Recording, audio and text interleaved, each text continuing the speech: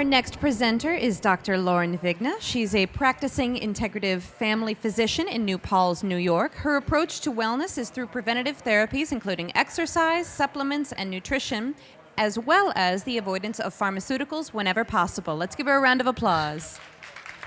Thanks, Anne. So I want to talk to you today about vitamin D, which is something I like to talk to my patients a lot about because we live in New York where we have very little. So we're going to go over the who, what, when, where, and why of this sunshine vitamin. So first I want to ask you guys, does anybody know their vitamin D level? Good. And anybody who's above 30? 40? 50?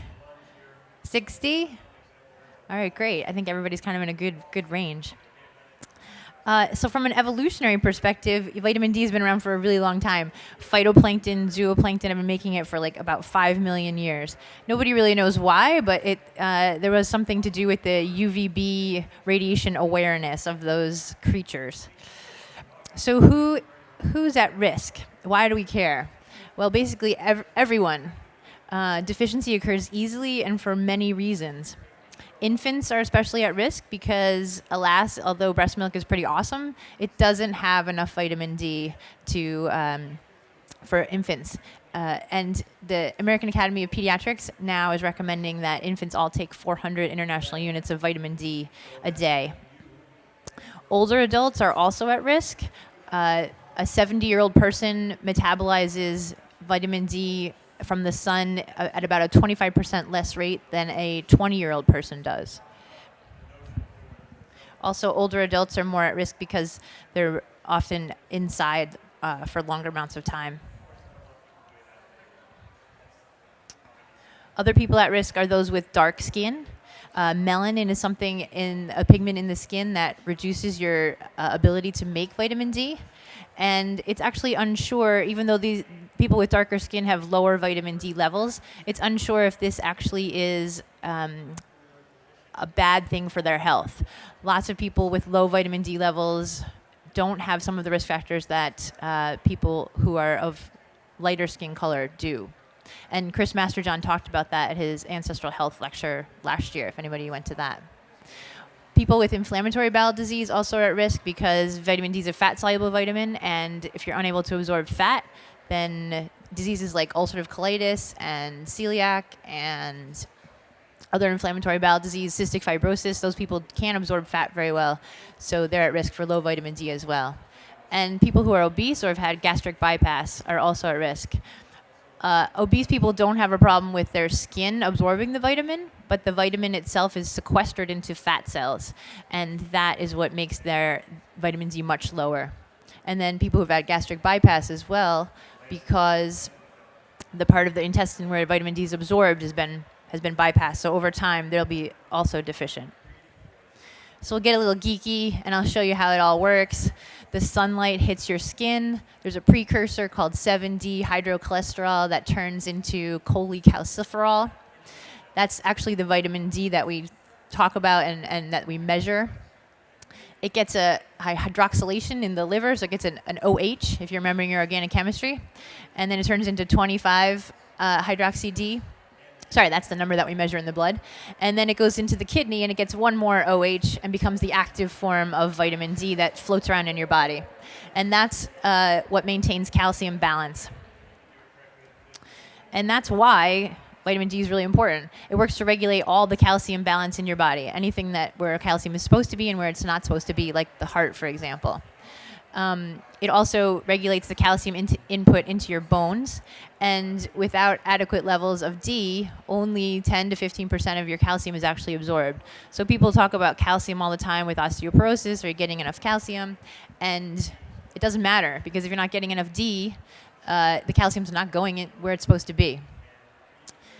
The other important piece is that it prevents rickets and osteomalacia, and we'll talk about that a little bit. And then there's also some immune and hormone system functions that D has. So way back in the day, when kids were vitamin D deficient, rickets was a disease that was widely treated. But before it was treated, people didn't know what was causing it. And that's kind of how vitamin D got discovered. in the late 19th and early 20th centuries, there were some German physicians that gave children 1 to 3 teaspoons a day of cod liver oil, and it saw a huge improvement in rickets in these kids. And also, doctors started exposing kids to mercury arc lamps, so they were radiating them. And then they also started putting them like on the roofs of hospitals, and noticed that rickets improved tremendously. In adults, we call it osteomalacia, and this is actually a disease that some adults have today because their vitamin D level is so low. It's a little trickier to diagnose than rickets. Obviously, you can see the bone actually bends because it's not mineralized. But osteomalacia happens, oftentimes older adults will get tender spots like on their tibia, the long bones in your leg or in your arms, and that can be a sign of osteomalacia. So when they discovered that sunlight was helping rickets, the U.S. Department of Labor put out this pamphlet, and their recommendation was that every mother who wishes her baby to have robust health should give him regular sun baths from early infancy until he is old enough to play in the sun himself. And then it also added, if the sun's rays are to help the baby grow properly and prevent rickets, they must fall directly on the skin and tan it. So we wanted tan babies, right? This was part of the U.S. Department of Labor telling us what to do with our kids. And then vitamin D, it was like, okay, we're going to put it everywhere. So they said, gosh, we can get it from the sun. We can put it into food. They started irradiating food, so it was in bread.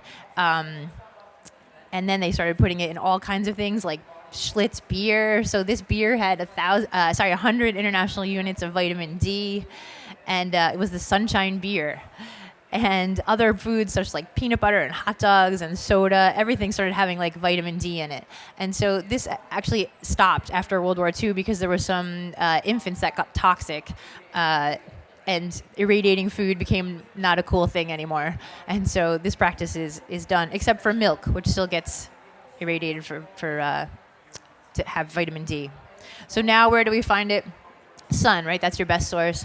Fatty fish, egg yolks, and beef liver. And here's a good list of all the places you can find D. And just to remember that farmed salmon has 10 to 25% less D than wild-caught salmon. And if you're getting sockeye, that it's wild as well. So how do we measure D? So like I said before, that blood level of the 25-hydroxy vitamin D is the best measure. It's not the active form that's in the body, but that's how we measure it in the lab. And the interesting thing is in family practice, there's kind of a pro-con situation going on where do we even need to bother measuring it at all? Because there's really no standard assay. There's 6 different assays that are used to measure this. The labs can be really inconsistent, and it's expensive if you don't have insurance. It's usually $50 to about $200 if you don't have insurance to cover it. So some people are recommending just take it and don't measure it. But I have to tell you to measure it. So the question then is how much? How much do you want to take, and where do you want to get your level to? So I'm going to go with 30 to 60. There's a lot of data out there. Some people are going like way up over 100. There's been data looking at actually lower levels of D, but I think 30 to 60 is where a lot of the data says there's benefit for all kinds of immune system functioning, and that's a good place to start. The grassroots organization that some of you may know about, they've done that vitamin D action study, and their levels I put up here, they're a little bit higher that they want you to go for, and that this corresponds to taking about 8,000 international units of day of vitamin D in order to get your level above 40. But the 3 most common authorities on vitamin D are really the D Council, Endocrine Society, and the Food and Nutrition Board. And so you can see they have a good kind of variety, so to speak, of international units that they want you to take. The Vitamin D Council being sort of the highest, and the Food and Nutrition Board is a U.S. government-based board, and they're a little more conservative. And the Endocrine Society is a medical society, and they've really sort of like come on board with the whole D thing. They still have a pretty big range, but it's good to see that everybody is recommending definitely for infants, children, and adults. And so I'm really sort of in the middle there with the Endocrine Society. as far as what I prescribe for my patients. Most of my patients take at least 2,000, if not 4,000 international units a day. And because we live in New York, I wanted to tell you too that anybody above latitude of 35 degrees is at risk for not being able to produce too much vitamin D in the winter months. So November to April, living above 35, you're really not getting the UVB penetration to produce enough vitamin D. So you guys here in Austin are 30. I had to look it up. And so maybe I'm going to move here because where I live in New York is 42. So we make like 0 vitamin D in the winter where I live. So everybody in my practice is low when I first check them, and everybody is on it because of that. So there's some cool other things that vitamin D does. There's receptors almost everywhere in your body. It affects more than 2,000 genes as well. And it can produce over 200 antimicrobial peptides, the coolest of which is this one called, oh, you can't see it. Too bad, sorry. It's called cathelicidin. And that's the one we talk about when we talk about, boosting your immune system and taking extra D to fight off a cold or something like that.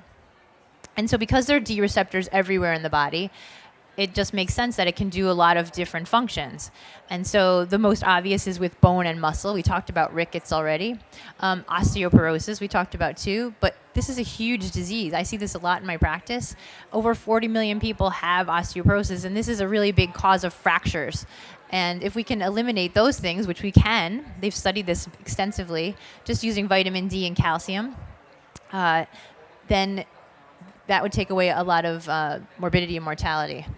The other cool thing that vitamin D can do is it can help your muscle recovery time. So this one study looked at phosphocreatine, and they were able to take vitamin D deficient patients, give them D for 3 months, and then measure their phosphocreatine, which looks at how quickly your mitochondria can recover from activity and your muscle metabolism, and that improved.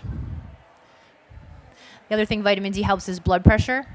And there's a lot of studies that have been done, but there's 2 really good ones. This first one looked at 148 elderly women, and they saw with just this small dose, it's not even the dose that we were recommending, they had a 9% decrease in their systolic blood pressure, which is almost as good as any medication, sometimes even better than I would get with a medicine.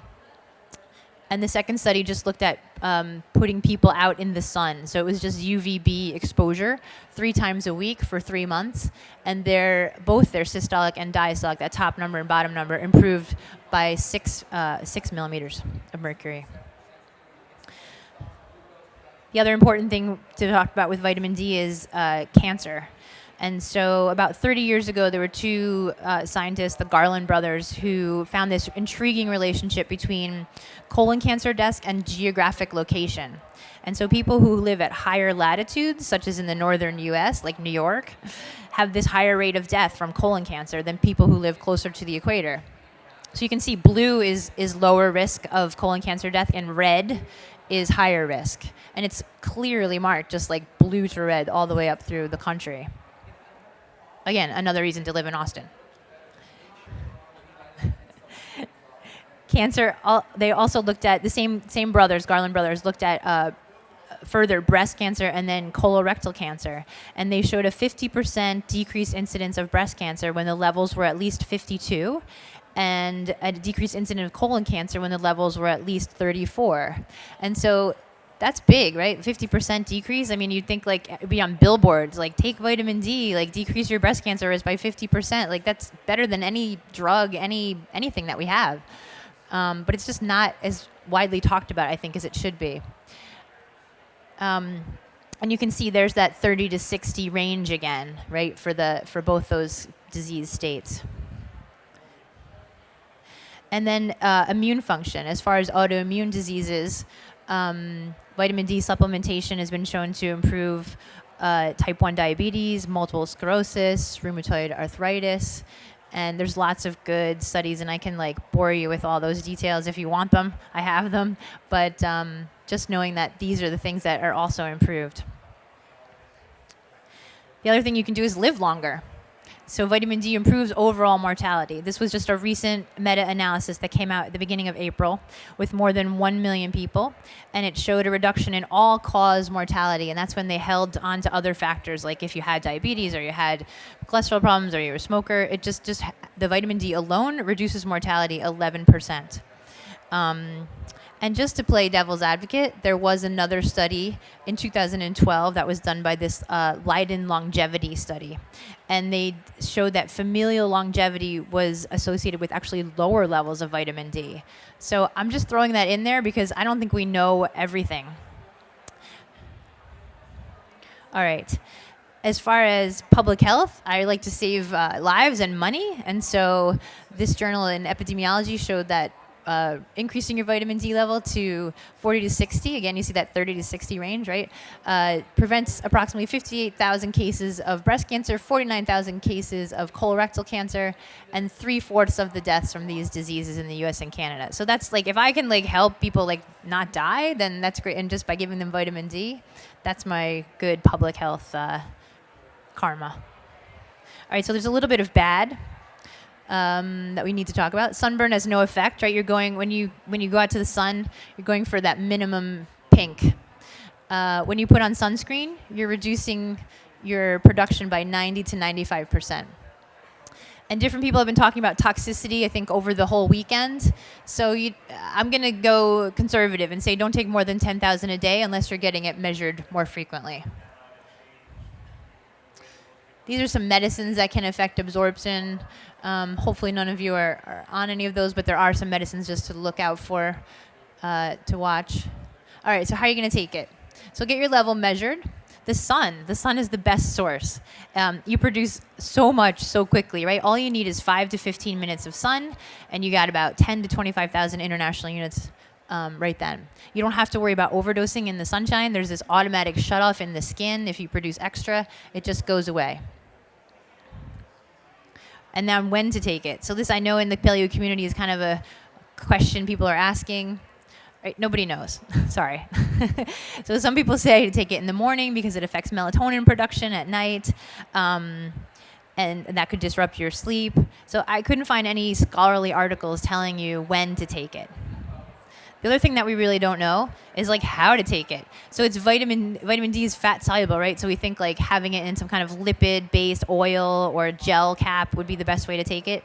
But I can show you studies that show that taking a powdered vitamin D is just as good as taking an oil-based vitamin D. So really what matters in the end is what your number is. So however you want to take it, sun, oil, powder, tablet, just take it and measure, and then you'll know. If you're taking D, you got to take some K2. And some of you may already know this and may have heard about this. K2 works synergistically with the D. And when we talk about toxicity, a lot of times it's because somebody's been taking high doses of D without their K. You're looking to take 180 to 200 micrograms of K2 with the D.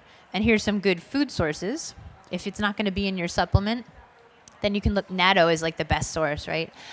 Goose liver paste is that second one. Some cheeses have it. Egg yolk, goose leg again. Butter is pretty good too. So you need to take the K with the D. So because vitamin D is such a darling, and I was preparing these slides, I was like, this is awesome, it's great. And then in the New York Times, April 1st, right, just as I'm getting everything ready for the lecture, comes out, low vitamin D levels linked to disease in 2 big studies. And so these 2 studies, they looked at 1 million people, and the second study said, we cannot recommend widespread supplementation. I was like, what? After all this, good data that's out there. So these guys are waiting. They're like, vitamin D shouldn't be recommended until clinical trials that are underway show us the benefits and potential side effects. So I kind of wanted to ignore that, but it was in the New York Times, so I figured some of you might see it. So I had to talk about it. So there is good studies that are going on. This is called the VITAL study. This is 20,000 men and women above 50, and they're looking at people taking fish oil plus D, fish oil plus placebo, D plus placebo, and placebo and placebo. So we're going to get some good answers from this that'll tell us any of these supplements do anything for us. The only downside to this study may be that they're starting people at age 50 and above. So I don't know if that's something that will be kind of too old to prevent certain cancers. Like we start screening for a lot of cancers at age 50, and that's maybe why they chose that. But we'll have to see. This study is going on right now, and it'll be done in June 2016. And then, of course, there's an app for that. So you can do, this app is called DMinder. There's about 12 different apps to track your vitamin D if you really want to get into it. And so this one I like, it's free. And it lets you look at when solar noon is coming, when D is available. It'll give you the forecast where you are. It tells you the next opportunity you have for vitamin D, if it's 10 seconds or if it's 2 months. You know, depending on, like if you live in New York, it's going to be maybe 2 months. Tells you when your session should be up because you could potentially get sunburn. It allows you to set your target amounts. So this is a really kind of cool thing to have on your phone now. And so in summary, D is something that we should all be thinking about. It should be part of your yearly physical. It's not just about like rickets and osteomalacia. It's not something to be ignored. And thank you for coming.